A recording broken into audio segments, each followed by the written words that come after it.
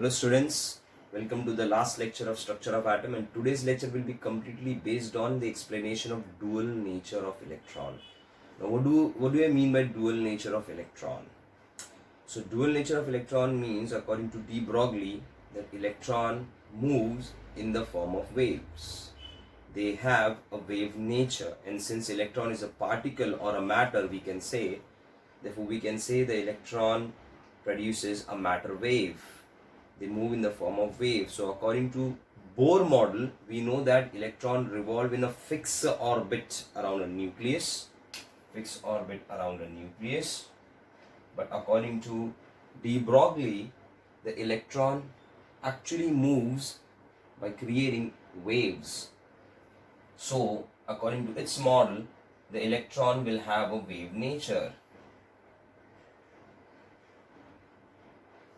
And this wave will be an integral multiple of the entire circumference. They have a wave nature. So now let us try to understand how these scientists came into a conclusion that electron actually produces a wave. और उसके बाद की आप story पता है कि regarding that, using that wave function psi, we have that Schrodinger wave equation with the help of which we came to know about shell, subshells and orbitals. And orbitals is the most probable place of the electron. वो wave equation electron का 3-dimensional position बताता है around the nucleus, so you can see a 3D movement around the nucleus. So वो positions के लिए सबसे पहले ये believe होना बहुत ज़रूरी था कि electrons have wave nature, क्योंकि with the concept of wave nature, with the concept of dual nature of electrons, Schrodinger wave equations was formulated, and using that equation we can find the maximum density of the electron around the nucleus at a particular path, that is nothing but the orbital. So orbital का concept आने के लिए, Schrodinger wave equation आने के लिए सबसे पहले ये believe होना बहुत ज़रूरी था कि electron have wave nature. Electron is a particle. हम लोगों ने सर जे थॉमसन के एक्सपेरिमेंट से ये देख लिया था कि electron behave as a particle. It has a mass of 9.1 10⁻³ 31 kilograms, which clearly indicate कि वो एक पार्टिकल है. और वो एक्सपेरिमेंट में आपको याद होगा, when a pinwheel was placed in that discharge tube, and during the experiment the pinwheel start rotating, with which he came to an idea that there might be certain particle which is hitting the pinwheel and start moving. So वो particle है. So electron एक particle है, एक matter है. ये हमको J Thomson के experiment से पता था. बट अभी हमको ये समझना है कि how the scientist came into a conclusion के the electron when it moves it creates a wave nature, और you can say a matter when it moves it creates a wave nature. उसके पास वेवलेंथ होता है. सो ये idea कहाँ से generate हुआ? So to understand this topic we need to look into radiations, the different theories proposed in radiations. Now radiations are the form of energy, and according to the first theory of radiation proposed by Newton, that is Newton corpuscular theory, it says that radiation have weightless particles called as corpuscles. So corpuscles travel करते हैं radiation के अंदर, which are weightless particles. With the help of this theory, Newton can able to explain the phenomena of reflection and refraction, जो आपने 9th-10th में पढ़ा होगा. But it could not able to explain the phenomena of interference and diffraction of light. So light have a weightless particle called as corpuscles. ये Newton ने propose किया. With the help of this, reflection and refraction was properly explained. But phenomena like interference of light and diffraction of light was not explained when we consider electron as a corpuscles radiation as a corpuscles particles. That radiation is nothing but a weightless particle, therefore we name this particle as corpuscles, which travels the very high speed. So इसको reject करने के बाद Maxwell wave theory आया, and Maxwell wave theory says that radiations from a source, ध्यान से सुनना, radiation from a source travels in a continuous manner in the form of waves. और ये हम लोग पहले भी डिस्कस कर चुके हैं कि they have crest, they have trough. The distance between two consecutive crests or trough, they are called as wavelength. The height of one crest or trough is nothing but the amplitude. फिर हम लोग ने ये discuss किया है frequency, that is a number of wave passing through a point in 1 second. इसका unit होता है हर्ट्ज और CPS, साइकिल पर second. Then we have discuss about the speed of this radiations is given by c. Normally the radiation travel with the speed of light, that is 3 into 10 to 8 meter per second. And we know v is nothing but the nu bar is nothing but the wave number, the number of wave present in one unit area, that is called as unit area, that is called as wave number. So all these things you have been familiar with respect to wave. Plus you also know that from sun different type of radiations come to the earth's surface. Radiations, cosmic rays, gamma rays, radio waves, visible rays, IR rays, microwaves, all these radiations come to the earth's surface. But using visible radiation, which comes in between 400 nanometer ka wavelength, the range, to around 750 nanometer or 800 nanometer, koi koi jagah diya hota hai. Using these range of radiations, we can see things. That is why these set of radiations are called as visible radiations. And these visible radiations are being divided into 7 basic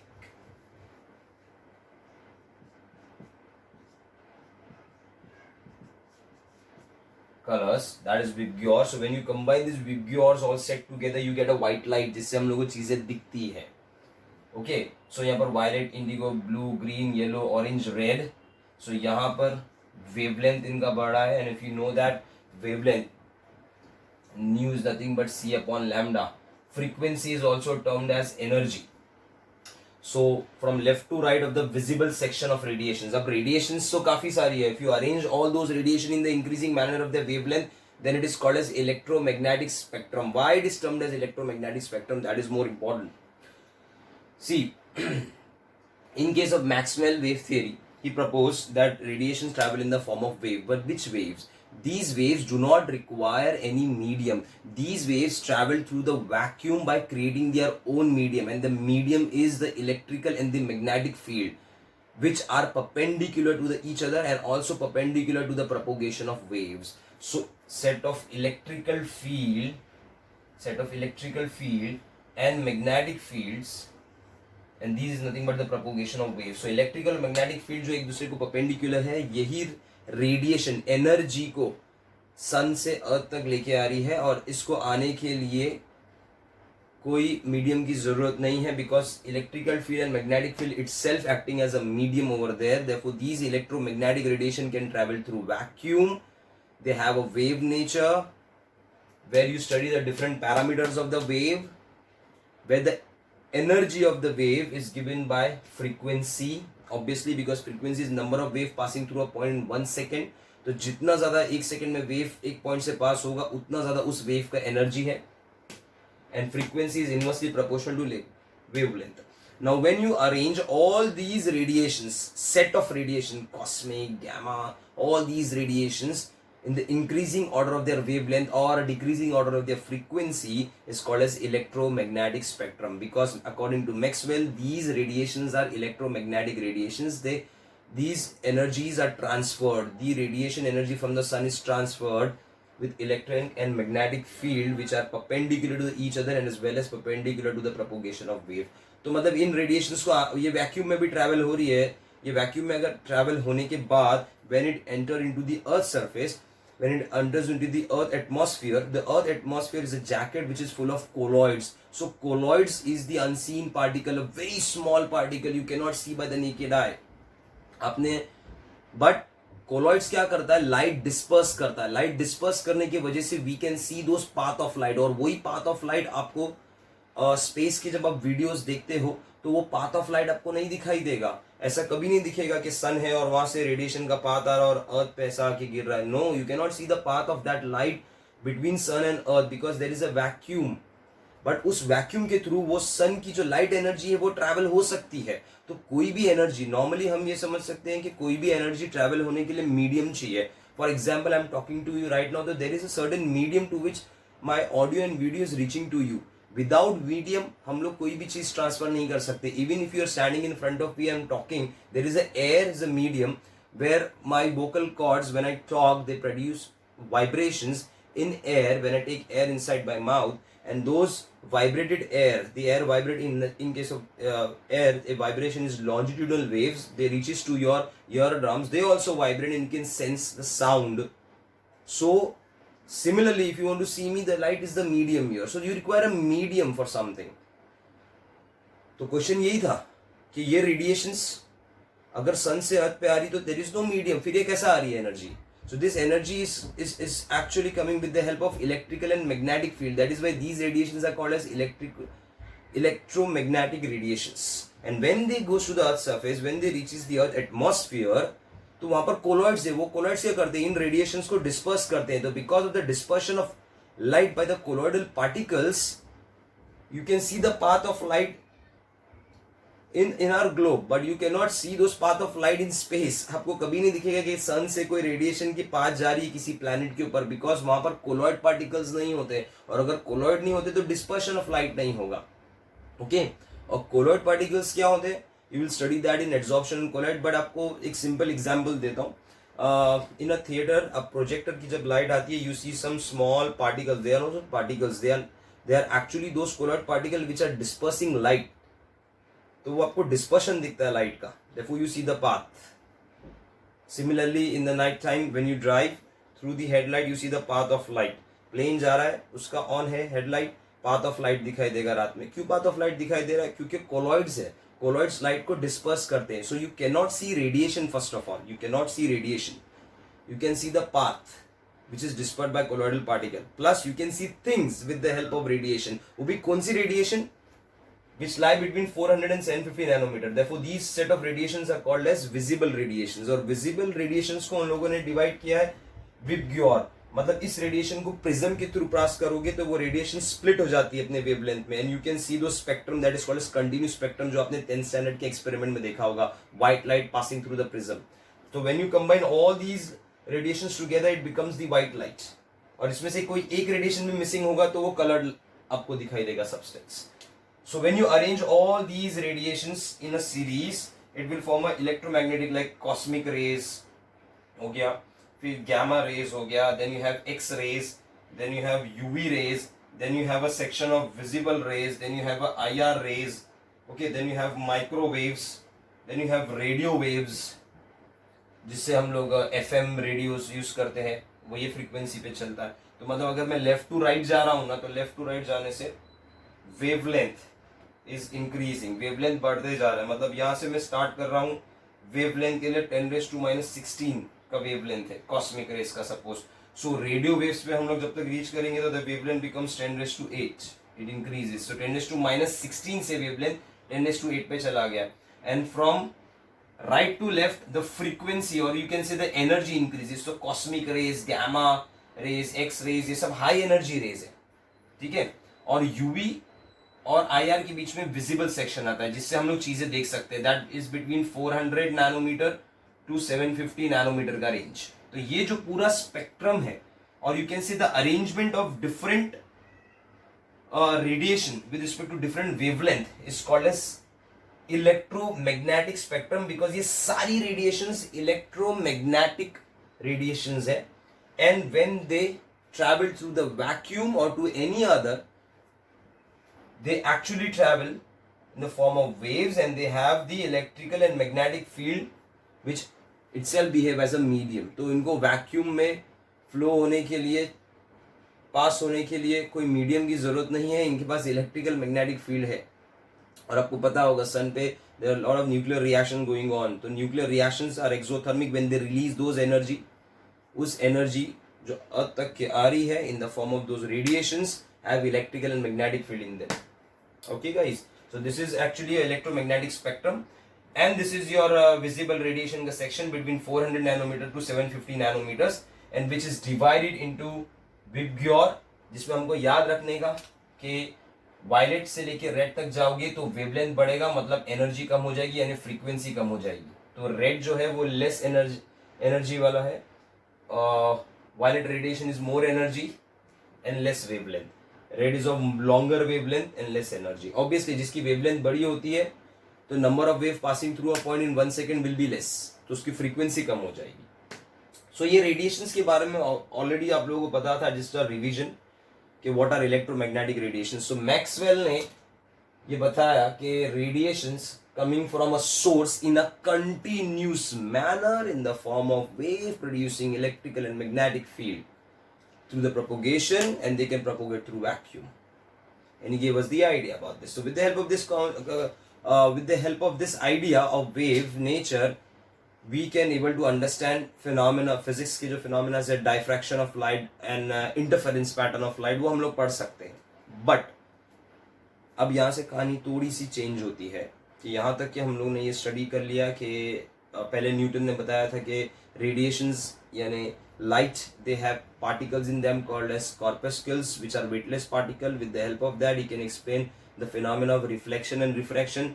but later on diffraction and interference को explain नहीं कर पाया, तो Maxwell came into an idea कि no, radiation जो travel हो रही है, travel in the form of waves, they have a electrical and magnetic field which are perpendicular to the each other and also perpendicular to the propagation of waves. तो वो radiations को travel करने के लिए medium का भी ज़रूरत नहीं है. And those radiations, all of them, when they are arranged in the increasing order of their wavelength, all of them, cosmic, X-rays, gamma and all, जो मैंने बताया, तो those spectrum is called as electromagnetic spectrum. ये सब basic idea थी. But अब यहाँ से थोड़ा सा story change हो रही है. क्या चेंज हो रही है? यहाँ तक कि हम लोग ने पढ़ लिया कि radiation coming from a source, मतलब सन से अगर रेडिएशन आ रही तो वो कंटिन्यूस मैनर में आ रही है. कंटिन्यूस, ये पॉइंट को दिमाग में रखना to understand the theory in the later part. That according to Maxwell, the radiations are coming from the sun in a continuous manner from the source, the form of wave. तो अब यहां पर इसके दो सबसे बड़े फेलियर थे. Maxwell could not able to explain this black body spectrum and photoelectric effect. Now what is black body spectrum? Black body is any body which absorbs 100% of heat and radiate out when it is being heated, it radiate out heat.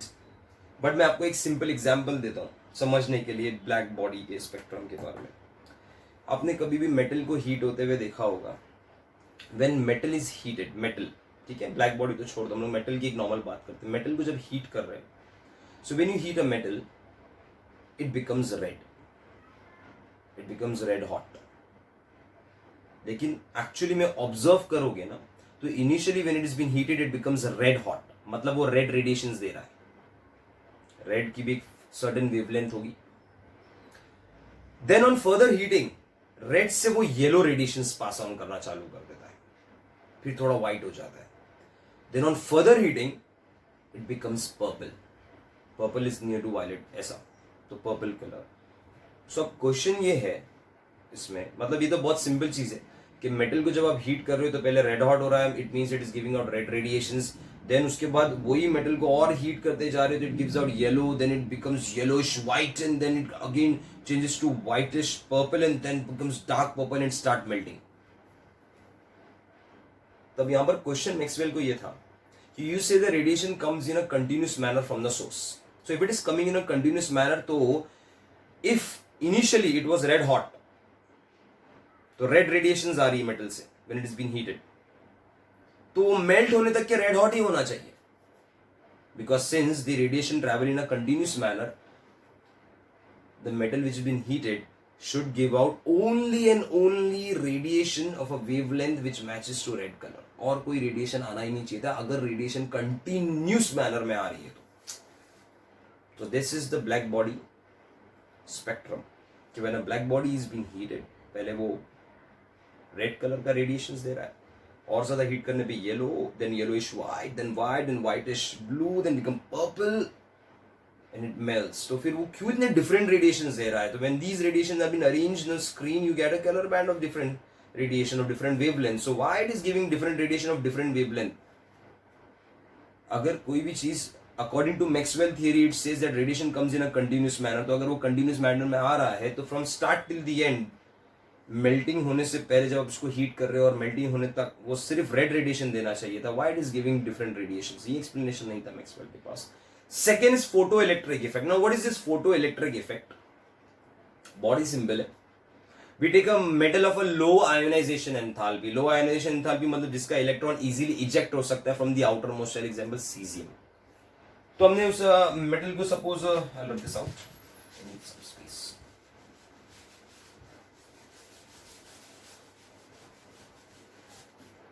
तो suppose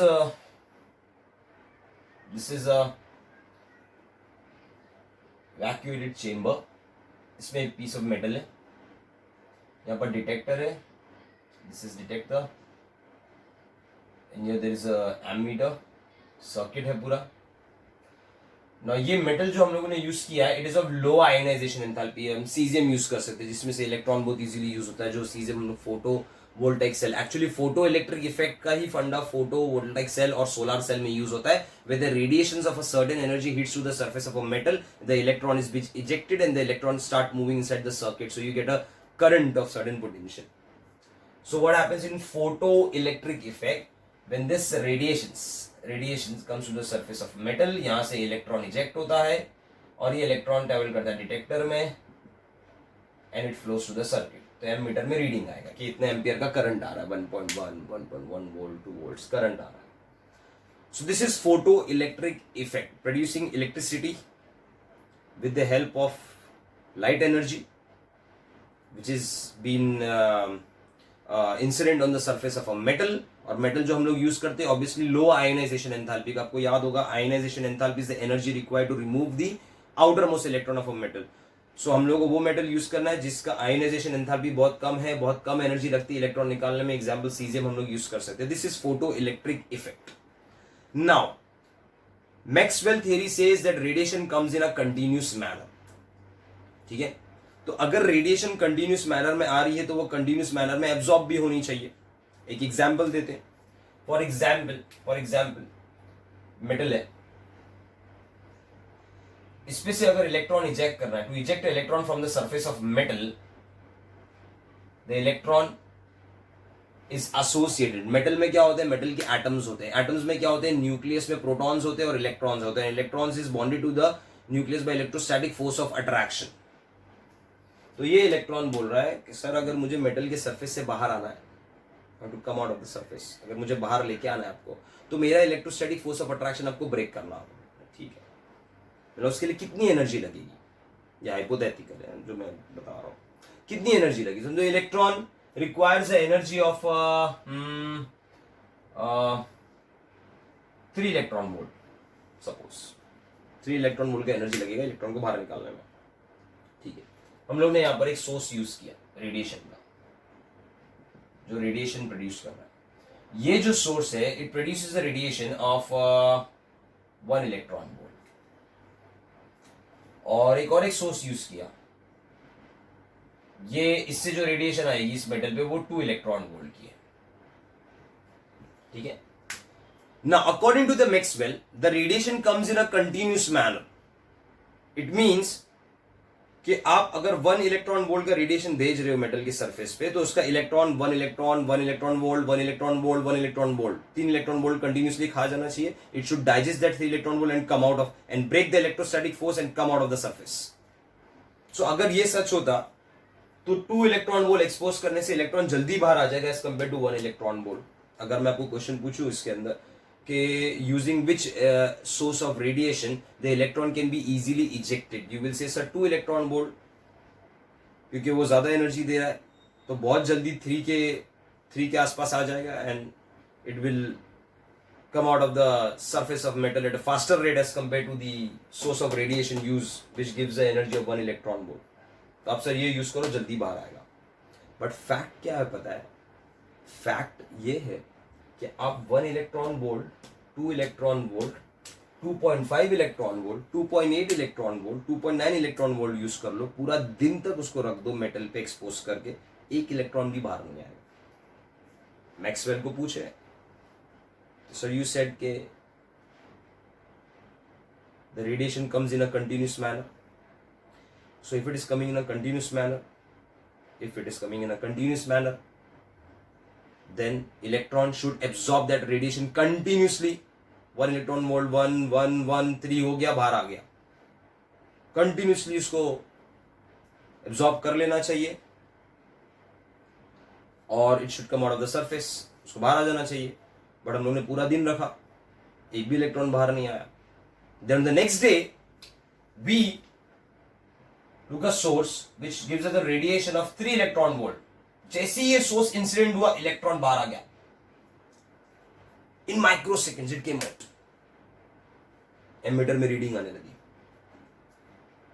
3.5 का use किया, electron बाहर आ गया और electron का speed पहले से बढ़ गया, काइनेटिक एनर्जी और ज्यादा बढ़ गया. मतलब जो 3 इलेक्ट्रॉन वोल्ट में इजेक्ट हो रहा था ना, 3.5 में इजेक्ट भी हो रहा है, प्लस काइनेटिक एनर्जी भी बढ़ गया. 4 वोल्ट यूज किया, इलेक्ट्रॉन बाहर आ गया और इलेक्ट्रॉन बाहर आने से उसका काइनेटिक एनर्जी और बढ़ गया. सो Einstein explained this with the help of quantum theory of radiations. अब ये क्या है थोड़ा समझना जरूरी है इसके अंदर. You need to understand this. According to Max Planck, quantum theory of radiation in 1901, he said the radiations are coming from source not in a continuous manner but in a discontinuous manner, discrete manner, in the form of small packets. Those small packets are called as quanta or photons, and each quanta or photon is associated with certain amount of energy, and energy of quanta and photon can be found out by using an equation E is equal to h nu, where E is the energy of photon. What is photon? Photon is nothing but the quanta. Photon को quanta भी बोलते हैं. What is quanta or photon? It is nothing but the energy packets in radiation. मतलब according to Max Planck quantum theory of radiation, quantum a bit, quanta is a bit particle, quantum theory of radiation, the radiation do not come in a continuous manner. It comes in a discontinuous manner in the form of small packets. इसका मतलब क्या हो गया? इसका मतलब ये हो गया कि अगर आप रेडिएशंस को इस तरीके से इमेजिन कर रहे हो तो आप एक काम करो. Now you imagine कि these radiations are nothing but small packets.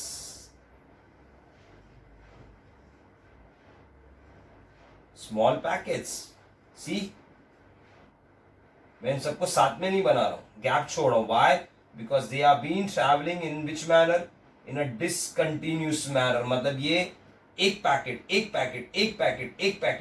Travel कर रहा है. तो सर वेव की तरह ट्रैवल कर रहा है मेरा. They are actually vibrating and moving. और वो चार्ज पार्टिकल वाइब्रेट होगा, इसके लिए electrical and magnetic field produce हो रहा है, and they are moving in the direction. So these particles are vibrating at their mean position as well as they are moving.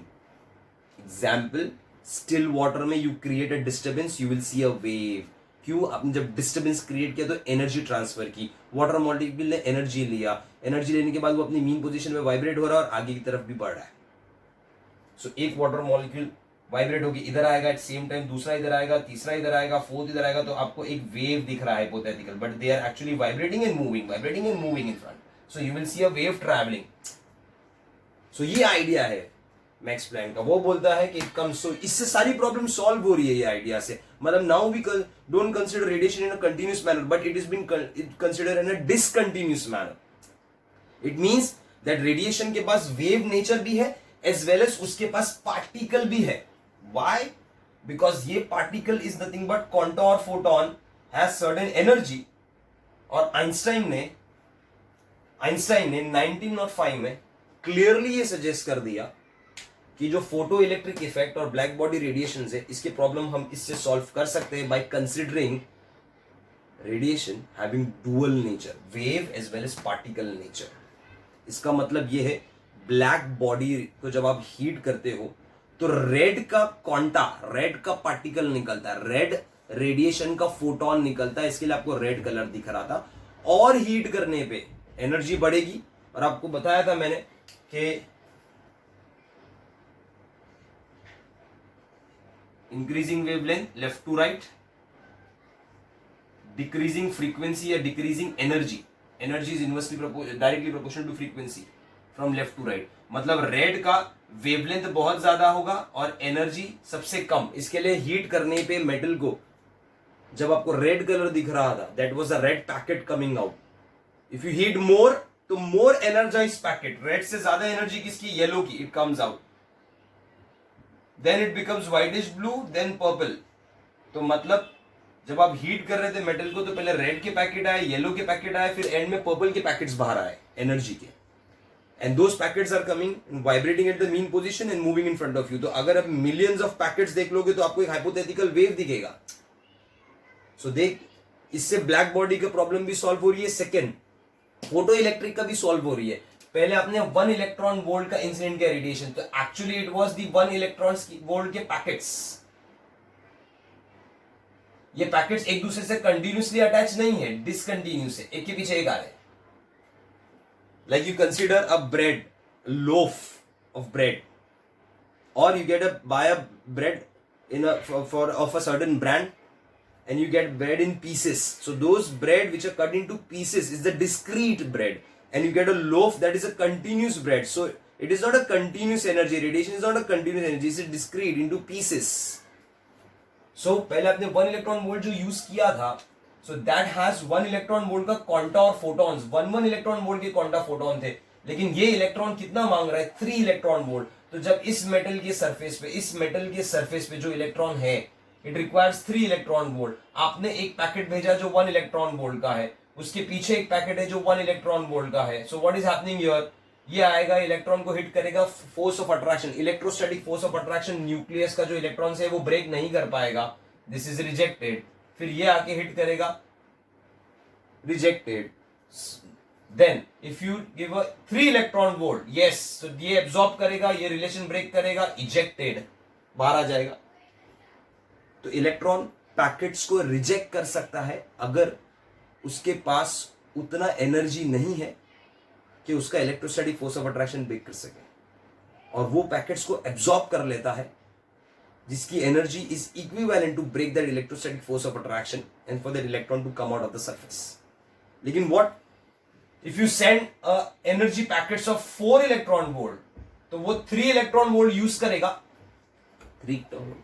बाहर आने के लिए, और एक्स्ट्रा 1 इलेक्ट्रॉन वोल्ट एब्जॉर्ब करेगा और अपनी काइनेटिक एनर्जी बढ़ाएगा। मतलब the electron ejected on 4 electron volt will have a greater kinetic energy as compared to 3 electron volt. Okay, so ये भी प्रॉब्लम सॉल्व हो रही है by considering radiation habit, particle nature. अब आपको ये समझना जरूरी है, in case of photo electric effect,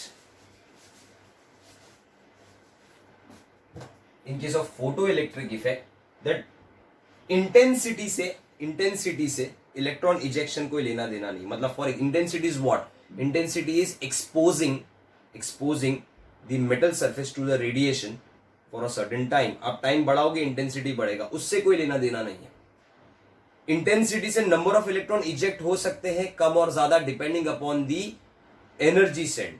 तो सब एनर्जी और फ्रीक्वेंसी का रोल है। See, energy is directly proportional to frequency.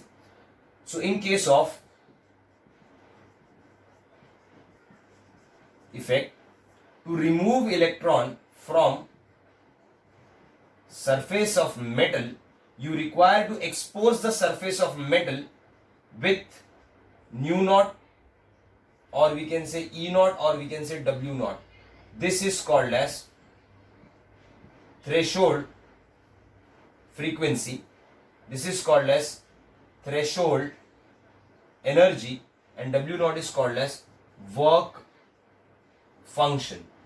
Basically energy and work function एक ही होता है। मतलब मैं लिख सकता हूं कि अगर मुझे इस इलेक्ट्रॉन को इजेक्ट करना है तो E naught is equal to h nu naught, और W naught is equal to h nu naught. Clear है? So this much amount of minimum amount, समझो हम लोग ने एक्सपेरिमेंट में 3 इलेक्ट्रॉन वोल्ट कंसिडर किया था, थ्रेशोल्ड फ्रीक्वेंसी या थ्रेशोल्ड एनर्जी, कि 3 इलेक्ट्रॉन वोल्ट के नीचे तो इलेक्ट्रॉन आएगा नहीं। So this is the minimum amount of energy required to remove the electron from the metal surface, that is called as threshold energy. Frequency हुआ तो threshold frequency, and W naught लिखा तो nothing but work function. Work function, threshold energy एक ही चीज होती है। इतना एनर्जी तो चाहिए। प्लस अगर आपने ज्यादा पैकेट्स भेज दिए एनर्जी के, तो इलेक्ट्रॉन का काइनेटिक एनर्जी बढ़ जाएगा, मतलब काइनेटिक एनर्जी, सपोज आपने 4 इलेक्ट्रॉन वोल्ट का सेंड किया और थ्रेशोल्ड एनर्जी था 3 इलेक्ट्रॉन वोल्ट का, सो नाउ 1 इलेक्ट्रॉन वोल्ट का काइनेटिक एनर्जी बढ़ेगा, तो 4 इलेक्ट्रॉन वोल्ट आपका इंसिडेंट है एनर्जी, मतलब आपने ई सेंड किया माइनस ई नॉट करोगे तो आपको काइनेटिक एनर्जी मिल जाएगा। E is the energy above threshold, मतलब इलेक्ट्रॉन निकालने के लिए 3 इलेक्ट्रॉन वोल्ट चाहिए, आपने 4 इलेक्ट्रॉन वोल्ट भेजा है, तो that extra 1 electron volt will be used to speed up the electron to increase its kinetic energy, and that 4 electron volt will be incident energy, and E naught is nothing but the threshold. तो E की जगह पे मैं लिख सकता हूं h nu minus h nu naught, and we know that nu is nothing but c upon lambda, तो h c upon lambda is equal to h minus h c lambda naught, h c को common निकाल दो तो that is nothing but 1 upon lambda minus 1 upon lambda naught. Okay, and we know that इसके पहले मैंने lecture में बताया था कि h is a Planck constant, that is 6.6 10 to minus 34 joule seconds का इसका वैल्यू रहता है। अब इससे आप kinetic energy, this is threshold wavelength, this is threshold frequency, this is threshold energy, तो using this data we can find the kinetic energy of ejected electron, using this formula we can find the threshold energy और threshold frequency और threshold wavelength. Threshold wavelength क्यों? Because nu is nothing but c upon lambda, तो h c upon lambda, so nu की जगह पे you can write down h c upon lambda naught, तो उसका wavelength भी निकाल सकते हैं उस रेडिएशन का। Okay, so photo electric effect Einstein ने क्लियर कर दिया 1905 में कि yes, radiation have dual nature, they have wave nature as well as particle nature. Even he found the mass of photon. कैसा? According to Max Planck, E is equal to h nu. Energy of a photon is equal to h into frequency. Okay, or h c upon lambda. And according to Einstein, E is equal to mc square. And according to Max Planck, E is equal to h nu. ये h c upon lambda. So we can write down mc square is equal to hc upon lambda. C and c get cancelled out. So mass of a photon will be equal to h upon lambda into c. Using this we can calculate mass of photon present. Mass of photon, अब कोई भी चीज का mass find कर लिए मतलब वो particle हो गया, consider as particle. So they consider the particles present inside the radiations are nothing but the photons, and the radiation not comes in a continuous manner like a thread. Continuous manner में नहीं आ रही है, but वो pieces of thread आ रही है, contour photon which are vibrating at the mean position as well as they are propagating. So you will see a hypothetical wave in that. So यहाँ से ये प्रूव हो गया कि light have dual nature. अब ये आइडिया आप ध्यान से सुनना, लाइट डुअल नेचर मतलब लाइट एक वेव थी जिसको अभी पार्टिकल नेचर भी मिल गया। पार्टिकल मतलब मैटर, मैटर मतलब which can be felt by one of our senses, और we can say which has mass. तो आइंस्टाइन बोलता है yes, you can calculate the mass of photon, ठीक है, you can calculate the wavelength of the radiation. So अब यहां पर एक साइंटिस्ट था, de Broglie, Louis de Broglie, French physicist था। In 1923, he came up with the idea that electrons are particles, unseen particles, but they are particles, they have mass, and they move with a very high speed. So they also move in the form of wave. कि अगर किसी wave radiation के पास particle nature हो सकता है तो किसी particle के पास वेव नेचर होगा। अब आप कुछ सोचो कि अगर मैं आपके पास में बॉल फेंक रहा हूं, थ्रोइंग इट, सो वो आपको, ball is a particle, it has a mass, when it is moving, बहुत जोर से फेंका, चलो मशीन से हम लोग ने उसको फेंका है, द वेरी हाई स्पीड, लेकिन आपको वो वेव के फॉर्म में थोड़ी ना दिखेगा, और उसका भी एक्सप्लेनेशन है। When you throw that ball in a still water, जोर से आपने फेंका, a disturbance is created in still water and a wave will be produce. So we know that energy is not created, not destroyed, but it is transformed. तो जो आप ball जब throw कर रहे हो, so that is nothing but the energy packet. It is moving with a very high speed. You cannot see the wave, but moment it hits the surface of water, it actually transfer its energy to the water. अब water molecules के पास में energy आ गई, so water molecule अपनी mean position पे vibrate भी हो रहे और move भी हो रहे। So you will see when you join their waves के position, when you join their oscillation position, you will see a wave produced in a water. तो थोड़ा बात समझो, वाटर मॉलिक्यूल आप देख नहीं सकते, बॉल आप देख सकते हो, बॉल का मास बहुत ज्यादा है, वाटर मॉलिक्यूल का मास नेग्लेजिबल है। तो डी ब्रॉगली भी यही बोल रहा है कि मेरा जो थियरी है it is not applicable to those moving things which you can see because they have lot of mass. अगर उनका मास बहुत ज्यादा होगा तो वेवलेंथ नेग्लेजिबल होगा। See properly, mass is inversely proportional to wavelength, मतलब जिसका मास बहुत ज्यादा होता है उसका वेवलेंथ बहुत कम होता है। मतलब वो जो बॉल मूव कर रहा है, जो वाटर बॉल जब हिट किया वाटर को and when water is moving it produces a wave which has a wavelength, लेकिन जो बॉल मूव हो रहा था उसका मास बहुत ज्यादा है तो वेवलेंथ इतनी कम है कि देखो वेवलेंथ देखो वैसी बन रही है, वेरी लेस वेवलेंथ, मतलब वेवलेंथ ऑलमोस्ट नेग्लिजिबल है। सी, मैं ऐसा स्ट्रेट नहीं बना रहा हूँ, see I am showing certain kind of vibration and movement in the forward direction. So ये बॉल का जो वेवलेंथ होगा आप कैलकुलेट ही नहीं कर सकते, it is negligible. But yes water molecule, yes electron, they have a negligible mass, उनके मास इतने कम है कि वेवलेंथ उनकी उतनी ही बड़ी होगी, so you can calculate those wavelength. So de Broglie came into an idea कि electron will have a dual nature, they have a wave nature as well as particle nature. Particle तो वो है ही, J Thomson से हम लोग ने prove कर लिया, but they also travel in the form of waves. मतलब according to Niels Bohr, rub this out, ये पार्ट हमारा हो गया। So according to Niels Bohr, electron revolves in a fixed orbit around a nucleus, but according to de Broglie the electron will have the wave nature, travel in the form of waves, they have the wave nature,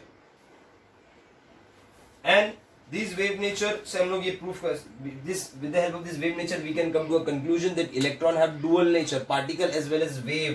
तो Einstein ने जो मास का equation निकाल के दिया था कि मास of photon is inversely proportional to wavelength, or we can say lambda is equal to h upon mc, where c is nothing but the speed of radiations, m is the mass of photon, lambda is the photon का wavelength। तो उसी को de Broglie ने use किया कि wavelength lambda is equal to h upon mv, where v is nothing but the speed of particle, or you can say matter।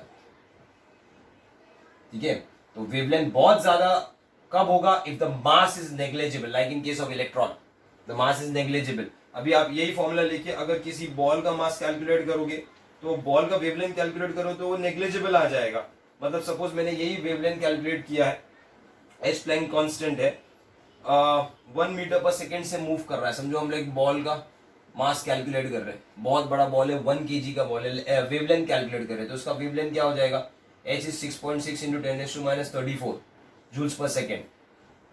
मैंने उसका मास लिया 1 kg, चलो बहुत बड़ा है, और वेलोसिटी ऑफ द पार्टिकल, मतलब इट इज द बॉल जो वेलोसिटी से मूव हो रहा है, सपोज वो हम लोग लेते हैं 1 मीटर पर सेकेंड का,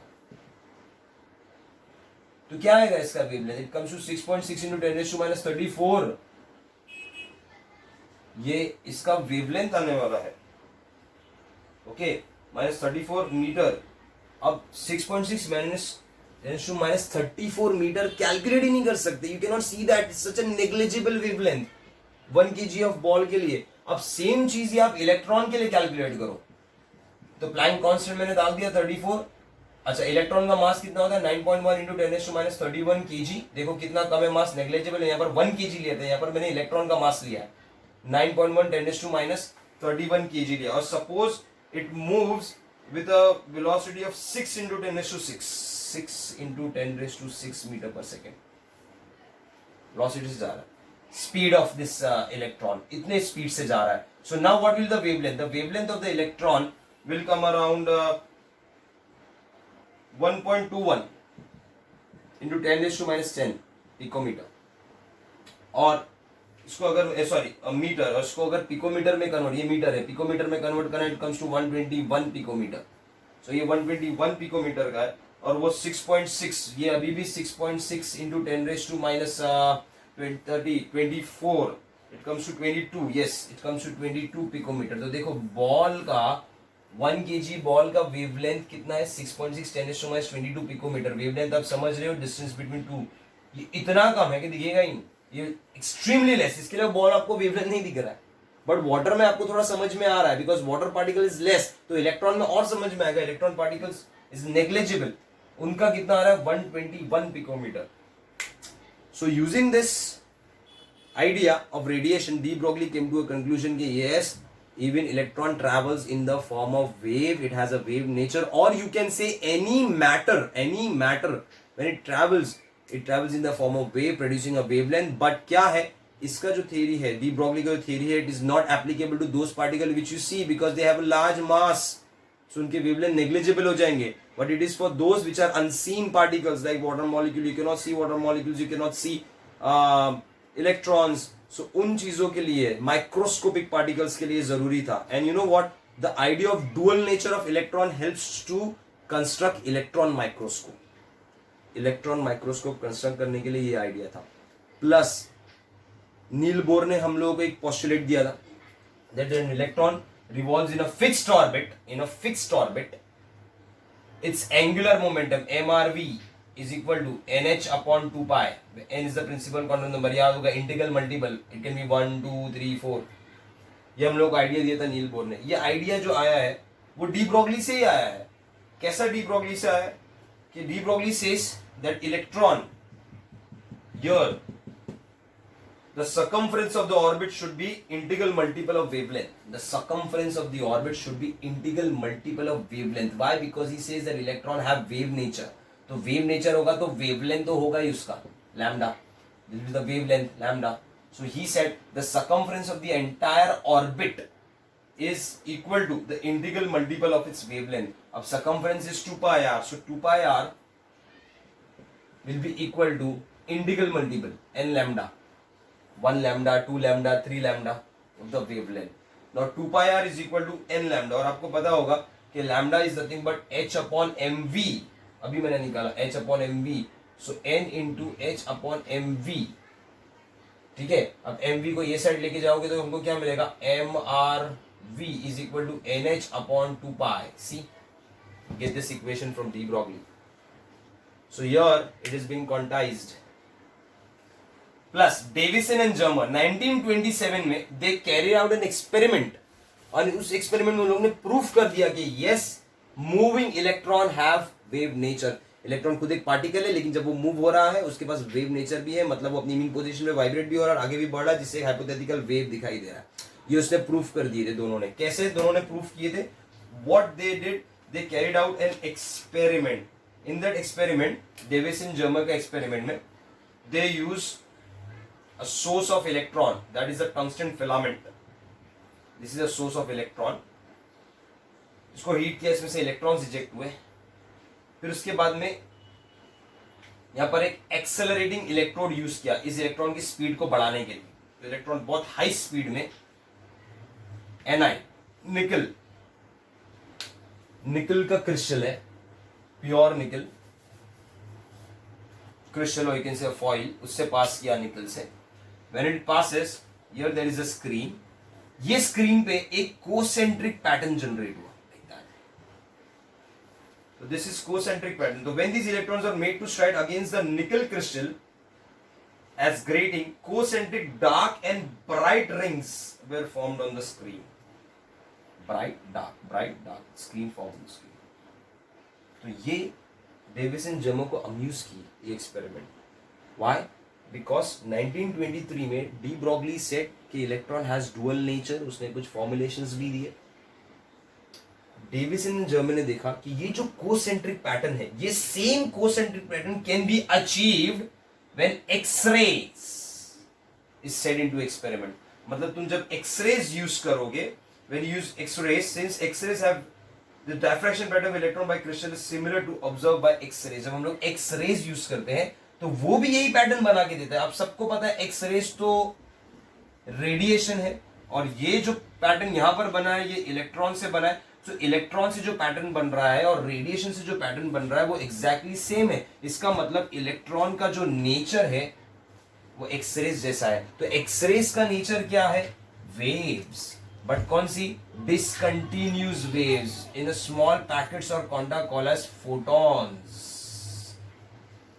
बट वेव तो है, तो we say X-rays has wave nature, तो इलेक्ट्रॉन के पास भी ऑर्बिट के अंदर वेव नेचर होना चाहिए, they should have wave nature in them. फिर हमको पता है कि इलेक्ट्रॉन एक पार्टिकल है, तो यस हम लोग ये भी कंसिडर करें कि इलेक्ट्रॉन के एक्सरेज के पास भी पार्टिकल नेचर है, दैट इज क्वांटा और फोटोन। सो दोनों चीज को अगर आप एनालाइज करोगे तो दोनों चीज से हम लोग ये इंटररिलेट कर सकते हैं, we can conclude that electron have a nature similar to radiations and radiations have a nature similar to matter. So matter has a moving matter have features similar to radiations and radiations have features similar to the moving matter. इसके लिए radiation के पास dual nature है, wave and particle, matter के पास भी dual nature है, wave and particle if they are in moving. So this entire concept is about dual nature of electron and I hope you understood this. This complete your entire chapter. You need to solve MCQs from classwork and from the reference book. Till then, take care. Bye.